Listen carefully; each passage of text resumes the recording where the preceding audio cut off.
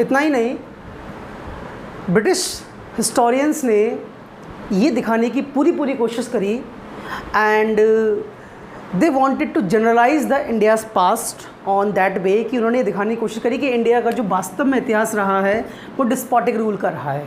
मतलब यहाँ पर जो पॉलिटिकल सिस्टम रहा है वो अन्याय अत्याचार से भरा हुआ था एंड यहाँ का जो पूरा जो सोशल सिस्टम है वो स्पिरिचुअलिज्म के इर्द गिर्द घूमता है और स्पिरिचुअलिज्म के अंदर बहुत सारी प्रॉब्लम्स उन्होंने दिखाने की कोशिश करी। और इन सब के साथ साथ उनका जो मेन फोकस था ये भी था कि कास्ट सिस्टम को इस तरीके से दिखाना कि caste system is the most vicious cycle. Caste system के अंदर प्रॉब्लम थी, दैट वी एग्री, बट उसको दिखाने का जो तरीका था उसके पीछे जो इंटेंशन था वो बहुत ज़्यादा गलत था। What they wanted to undermine and designate the India's past. Okay, now इसमें सबसे इम्पॉर्टेंट जो रोल है that is been done by Vincent Arthur Smith.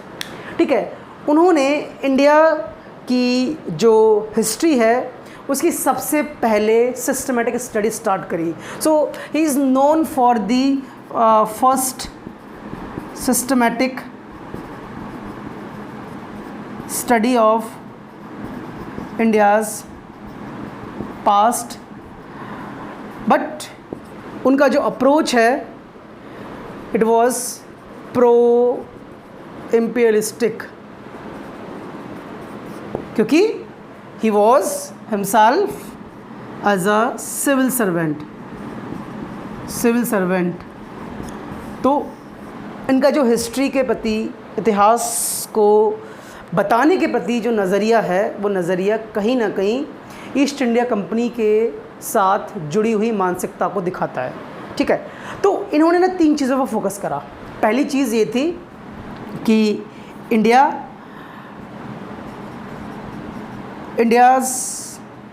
History had been shaped by foreign invasion।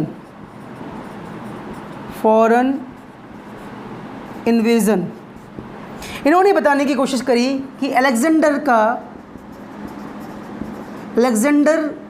invasion is responsible for the shaping the India's past.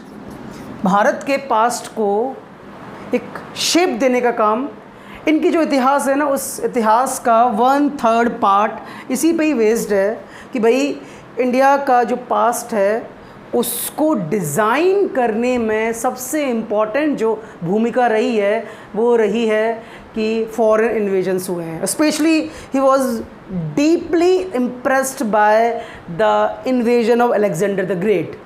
तो उन्होंने उसको बहुत highlight करके दिखाने की कोशिश करी।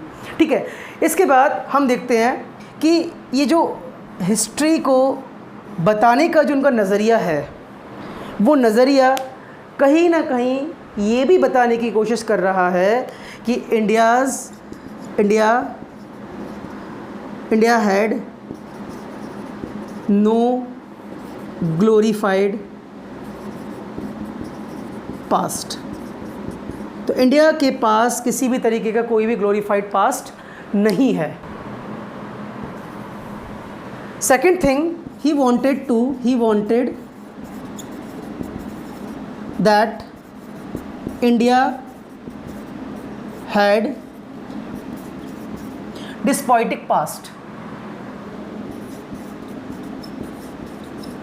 मतलब भारत की जो पॉलिटिकल व्यवस्था है वो अन्याय, अत्याचार, अव्यवस्था इन पे ही आधारित थी। इनका ये मानना था कि Indians were not as rational as they could develop sensible political system. And इसके साथ उन्होंने ये बताया कि we had only option that is autocracy. India had only option that is autocracy. इनको जाके कोई ये बताए कि रिपब्लिकन सिस्टम की शुरुआत भी भारत से ही हुई थी। खैर, इन्होंने इस तरीके से हमारे देश के इतिहास को दिखाने की कोशिश की है, जो क्लियरली ये दिखाता है कि what they were aiming to imply the psychological subversion, वो उनका धीरे धीरे काम कर रहा था। 1765 इलाहाबाद ट्रीटी के बाद ये जो सारा का सारा प्रोसेस है, इसको और ज़्यादा तेज़ी से किया जाने लगा, ताकि इंडिया के कल्चर की ना सिर्फ उनको अंडरस्टैंडिंग हो, बल्कि इसमें से वो वीक पॉइंट्स निकाल कर ये भी बताएं कि इंडिया का जो इतिहास है, इंडिया का जो पास्ट है, वो पास्ट कितना ज़्यादा जो है पॉलिटिकली सोशली कमज़ोर रहा है। ठीक है, उन्होंने ये बताने की कोशिश करी कि इंडिया के पास सिर्फ ऑटोक्रेसी ही ऑप्शन था। दे वांटेड टू प्रूव कि India was not as the land of rational mindset, क्योंकि उन्होंने तो यही बताया ना कि सिकंदर आया है, सिकंदर के आने से ही भारत को फ़ायदा हुआ है, जबकि फॉरेन इन्वेजन से कभी भी किसी भी सोसाइटी को लॉस ही होता है। ठीक है, लेकिन उनको प्रूव करना था कि Alexander was the European invasion was the fruitful for India, and that's how they wanted to prove their superiority over India society.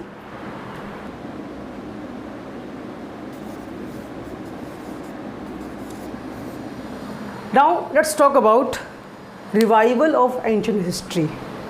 British historians ने जिस तरीके से हमारे इतिहास को दिखाने की कोशिश करी थी, आज़ादी के बाद, या यूँ कहें कि आज़ादी के लड़ाई के टाइम से ही ऐसे इतिहासकार आने लगे, those who wanted to revive the India's ancient past. ये वो हिस्टोरियंस थे जो बताना चाहते थे कि एक्चुअली में हमारा इतिहास ऐसा नहीं था जैसा बताने की कोशिश की गई है ब्रिटिश हिस्टोरियंस के द्वारा। तो सबसे इम्पॉर्टेंट जो नाम है वो है आपका राजेंद्र लाल मित्रा। इन्होंने वैदिक टेक्स्ट को बहुत अच्छे से स्टडी किया और उन्होंने इंडो आर्य नाम की एक बुक लिखी, और इन्होंने बताया कि हमारा जो कल्चर है, ठीक है, हमारा जो कल्चर है वैदिक टाइम से कितना ज़्यादा साइंटिफिक रहा है। ठीक है, तो इसको बताने की कोशिश करते हैं। इसके अलावा Ramakrishna Gopal Bhandarkar, he was the only one who utilised the actual sources, और उन सोर्सेज को उन्होंने वैल्यू के साथ स्टडी करा, एंड उसके बाद he was reconstructing the social political history of ancient India along with another historian Vishwanath Kashinath Rajwade.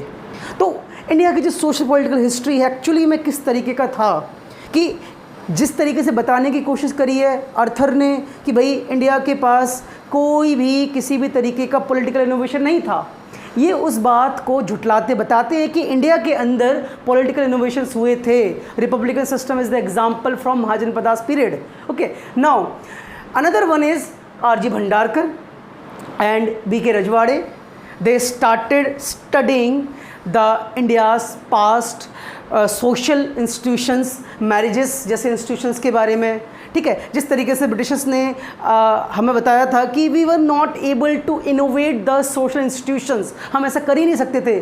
They were the historians जिन्होंने बताया कि नहीं, इंडिया के एंशिएंट पास्ट में भी सोशल इनोवेशंस हुए हैं। विवाह जैसी संस्थाएं इसकी सबसे बड़ी देन है। We know very well from the Vedic history. ठीक है, Pandurang Baman, Hemchandra Ray Chaudhuri, they had a great contribution.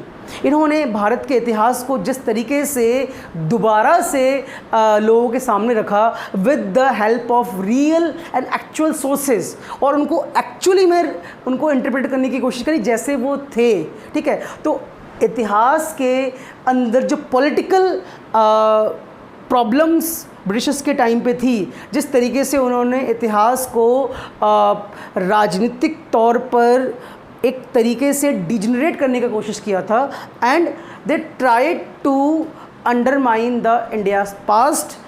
Now it's time to revive the India's ancient past again. Now, when we are talking about another historians, K.P. Jayaswal. Okay, K.P. Jayaswal is known for its very well-known contribution about collecting the facts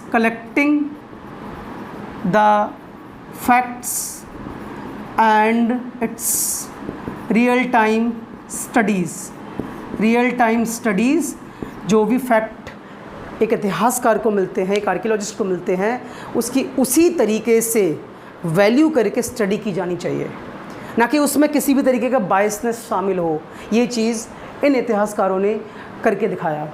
इसके बाद हम बात करते हैं कि ऐसे कुछ इतिहासकार हैं जिन्होंने इतिहास को पॉलिटिकल फ्रैगमेंट से काफ़ी दूर ले गए, इतिहास के अंदर जो प्योरिटी है, जो उसकी वैल्यू है, जो रेशनलिटी है इतिहास की, उसको सामने रखने की कोशिश करी। And he was the one A.L. वाशम, और उनकी बुक है wonder that was India, and this is a very good book. ठीक है, इस बुक में इन्होंने बताने की कोशिश करी कि जो भारत का जो इतिहास है वो इंडिया के पॉलिटिकल फ्रेगमेंट से कहीं अलग है। We were as rational as we are. ठीक है, हमने पॉलिटिकल इनोवेशंस किए हैं, सोशल इनोवेशंस किए हैं, कल्चरल इनोवेशंस किए हैं, साइंटिफिक स्टडीज़ हुई हैं हमारे यहाँ पर, तो वो सारी चीज़ों को बताने की कोशिश उन्होंने करा and tried to draw the actual pattern of ancient culture and civilisation with logic and rationality.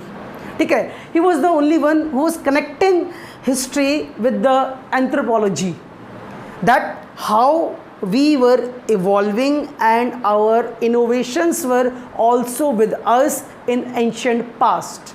ठीक है, तो ये दूसरे हैं डी कौशाम्बी की जो बुक है an introduction to the study of Indian history 1957। It was the book जिन्होंने बताया कि India was the one who was exploring, who was innovating economy and cultural integration. ठीक है, economic innovations, economic institutions, political innovations was also there. ठीक है, तो ये जो हिस्टोरियंस हैं, ये भारत की जो बहुत पुरानी कोलोनाइजेशन टाइम की हिस्ट्री है, जिसको ब्रिटिश हिस्टोरियंस ने डिजनरेट करने की कोशिश किया था, and they wanted to revive again, and that way they tried to innovate the India's past based on their real scientific archaeological research.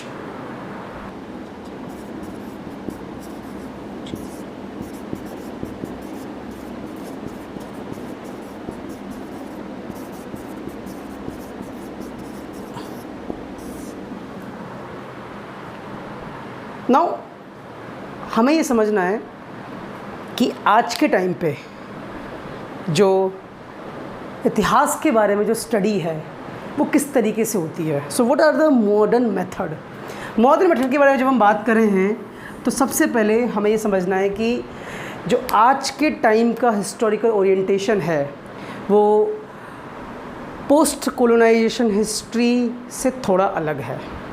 ठीक है, और आज़ादी से पहले के इतिहास से तो काफ़ी अलग है।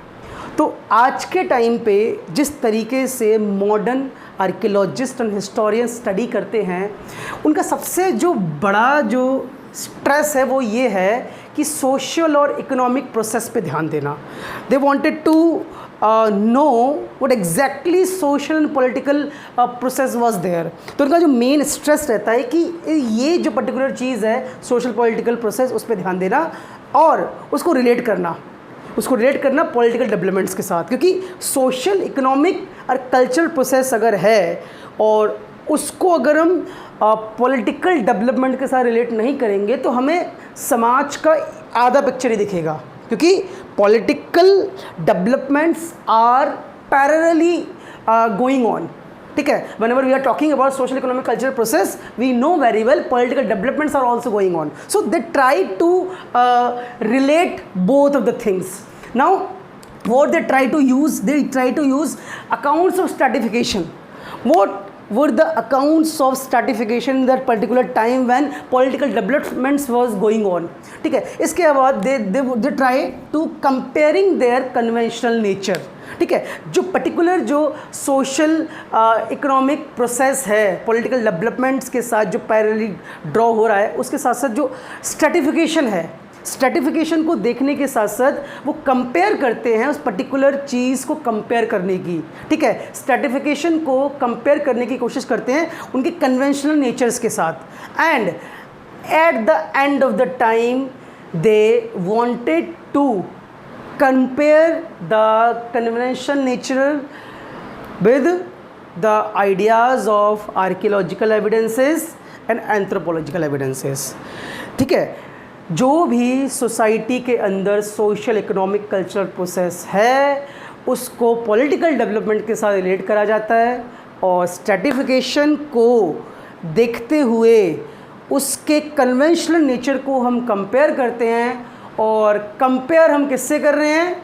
Archaeological evidences and anthropological evidences, ठीक है। आप आज देखिए कि whatever the studies are going on, what are the developments are going on in terms of ancient history, it is most important to compare their stratification sources, their evidences of anthropological and archaeological domain, क्योंकि हमें particular जो society है उसके बारे में जानने के लिए हमें कुछ सोर्सेज की ज़रूरत है। So in next class we will be dealing with some particular sources to know about the ancient past. Thank you so much.